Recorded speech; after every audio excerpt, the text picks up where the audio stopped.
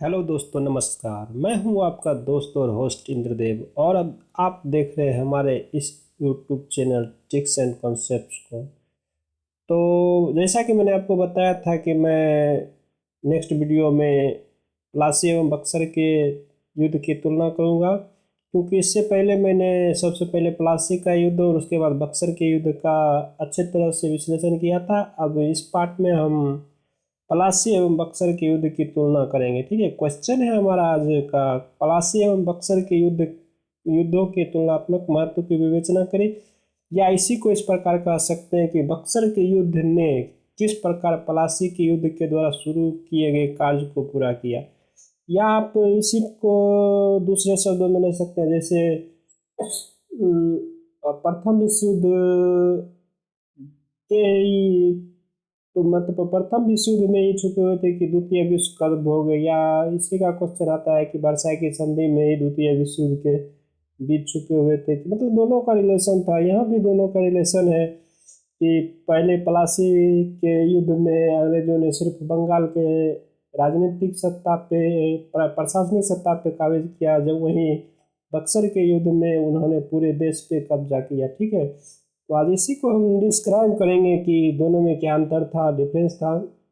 क्योंकि बीपीएससी से पहले क्वेश्चन पूछ चुकी थी कि वर्ल्ड इतिहास मतलब कि विश्व इतिहास में कि फ्रांस की क्रांति और अमेरिकी क्रांति में अंतर बताइए। ठीक है, तो हम उसी को लेकर के चलेंगे कि बीपीएससी ऐसा क्वेश्चन पूछ सकती है कि पलासी एवं बक्सर दोनों के युद्ध के बारे में पूछ सकती है कि दोनों का तुलनात्मक मतलब दोनों में क्या डिफरेंस है या को क्या समानता है। ठीक है, तो आज का क्वेश्चन हम ये स्टार्ट करते हैं। आंसर देखते हैं, हमारा आंसर क्या है। बंगाल में ब्रिटिश राज्य की स्थापना में अंग्रेजों को दो महत्वपूर्ण युद्ध करने पड़े। पहला 1757 ईस्वी का प्लासी का युद्ध, और दूसरा 1764 ईस्वी का बक्सर का युद्ध। इन दोनों युद्धों के अपने अपने महत्व हैं, लेकिन इनमें बक्सर का युद्ध पलासी के युद्ध की अपेक्षा अधिक महत्वपूर्ण एवं परिणाम वाला था। 1757 ईस्वी का पलासी का युद्ध बंगाल के नवाब सिराजुद्दौला और अंग्रेज ईस्ट इंडिया कंपनी के बीच हुआ था। लेकिन बक्सर का युद्ध 1764 ईस्वी में बंगाल का नवाब मीर कासिम, अवध का नवाब शुजाउद्दौला और मुगल बादशाह शाह आलम की सम्मिलित सेना और अंग्रेजों के बीच हुआ। पलासी की लड़ाई का उद्देश्य बंगाल की गद्दी पर एक जैसे व्यक्ति को बैठाना था जो अंग्रेजों के हाथों की कठपुतली हो, जबकि बक्सर की युद्ध का उद्देश्य इस बात का निर्णय करना था कि बंगाल का असली मालिक कौन है, नवाब मीर कासिम या ईस्ट इंडिया कंपनी।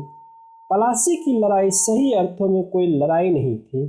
कुछ इतिहासकारों ने इसे हुल्लड़ और भगदड़ मात्र कहा है, क्योंकि युद्ध से पहले ही मीर जाफर के नेतृत्व वाली नवाब की अधिकांश सेना अंग्रेजों से मिल गई थी। अंग्रेजों को केवल मुट्ठी भर भगोड़े लोगों का सामना करना पड़ा। इस युद्ध में नवाब षड्यंत्र एवं विश्वासघात का शिकार हो गया था। इस युद्ध में अंग्रेजों को छल और कौशल से विजय प्राप्त हुई थी, लेकिन बक्सर का युद्ध एक पूर्ण युद्ध था। इसमें दोनों पक्ष पूरी बहादुरी से लड़े। इस युद्ध में अंग्रेजों को उत्तरी भारत की तीन बड़ी शक्तियों की सम्मिलित सेना का सामना करना पड़ा। मीर कासिम किसी षड्यंत्र का शिकार नहीं था, उसे अंग्रेजों के विरुद्ध युद्ध की तैयारी का पूरा अवसर प्राप्त हुआ था। उसने इस अवसर से लाभ भी उठाया और अंग्रेजों के विरुद्ध युद्ध की पूरी तैयारी भी की।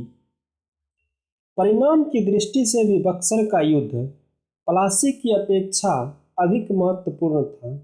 पलासी के युद्ध के परिणाम स्वरूप बंगाल की गद्दी पर अंग्रेजों को एक कठपुतली शासक को बैठाने में सफलता प्राप्त हुई। इस युद्ध से अंग्रेजों को 24 परगना की जमींदारी प्राप्त हुई और बंगाल में उन्हें पांव रखने का मौका मिला।